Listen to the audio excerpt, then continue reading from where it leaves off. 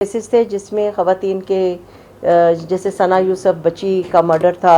ईमान बच्ची का मर्डर था, फिर एक डोमेस्टिक वायलेंस के लाइकवाइज ऐसे बहुत सारे वाक़यात हो रहे होते हैं जिनके ऊपर हुकूमतें और हमारे लॉ इन्फोर्सिंग एजेंसीज़, हमारी अदालतें, हुकूमतें काम कर रही होती हैं। उसमें एक जॉइंट एफर्ट जो है मैं समझती हूँ होना बहुत ज़रूरी है। ये बेटियाँ जो हैं ये इन माँ बाप के साथ साथ ये हमारी बेटियाँ हैं और हुकूमतें इन बच्चियों की जो इंसाफ की फराहमी है उसको यकीनी बनाने के लिए प्राइम मिनिस्टर साहब ने जो है वो खुसूसी तौर पे ये मामला जो हैं इनको इंसाफ की फराहमी के लिए जो है वो बनाए हैं। तो मैं आज ये एक हम फोरम के ज़रिए इंश्योर करवा रहे हैं कि वो हम इंसानी हकूक़ की खिलाफ वर्जियाँ जो किसी भी सतह के ऊपर हो रही हैं उनके ऊपर जो है हमारी ज़ीरो टॉलरेंस होगी। और ज़ीरो टॉलरेंस में जो है मैं समझती हूँ कि ये शऊर लोगों तक जाना होगा कि अगर खुदा न खास्ता किसी बच्ची के साथ या किसी इंसान के साथ कोई जुल्म होगा, इंसानी हकूक़ की खिलाफ वर्जी होगी, तो उसके ऊपर जो है लॉ इन्फोर्सिंग एजेंसीज़ जो है वो अपना भरपूर तौर पे इनको नोटिस भी करेंगे और जो है कैफ़रे किरदार तक मुल्ज़मान को पहुँचाने के लिए हर तरह से जो है वो कोशिशें की जाएंगी। सना यूसुफ का बेटी का केस, ईमान बेटी का केस और जैसे सानिया बच्ची का केस जो है, ये तीन ऐसे केसेस हैं जो बड़ा दिल दहला देने वाले थे।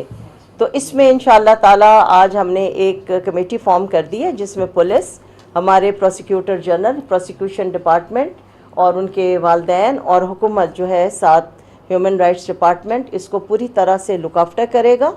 और खुदा न खास्ता कहीं कोई किसी किस्म की वायलेशन होगी तो उसके लिए हमने अपने आईसीटी के पुलिस को भी रिक्वेस्ट कर दिया है। हमने प्रोसिक्यूटर जनरल साहब को भी कह दिया है कि इनकी जो कानून की गिरफ्त है वो बड़ी सख्त होनी चाहिए। और जैसे यहाँ पे हमारे हॉस्टल में एक ईमान बेटी का ब्लाइंड मर्डर हुआ, उसमें भी आपने पुलिस ने बड़ा काम जो है तरीके के साथ करके उस मुलजिम को पकड़ा और वो पकड़ना वाकई बड़ा मुश्किल काम था।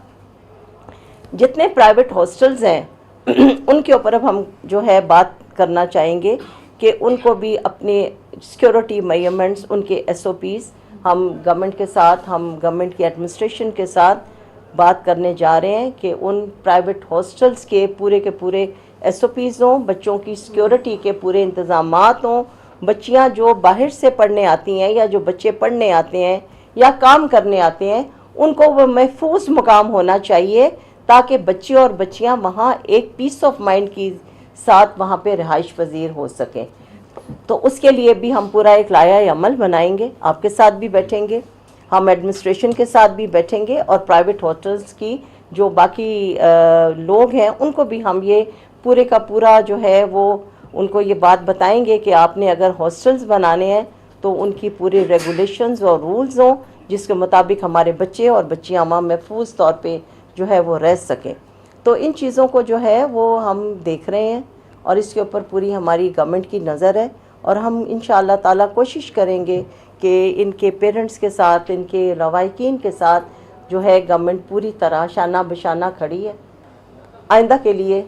हमारी जो टीम है प्रोसिक्यूशन की, हमारे लॉ इन्फोर्सिंग एजेंसीज़ की और हमारे सिविल ऑर्गेनाइजेशंस की जो हमारे साथ काम कर रहे हैं इंशाअल्लाह बहुत मजबूत होगी और कोशिश करेंगे कि आइंदा किसी की इंसानी हकूक़ की खिलाफ वर्जी ना हो, बच्चियों के ऊपर तशद्दुद ना हो, किसी को जला के मारा ना जाए, किसी को बच्चे का जो है डरावा ना दिया जाए कि अगर तुमने हमारे ख़िलाफ़ बयान दिया तुम्हारे बच्चे को भी जला के मार देंगे, उन हाथों को हम काट देंगे,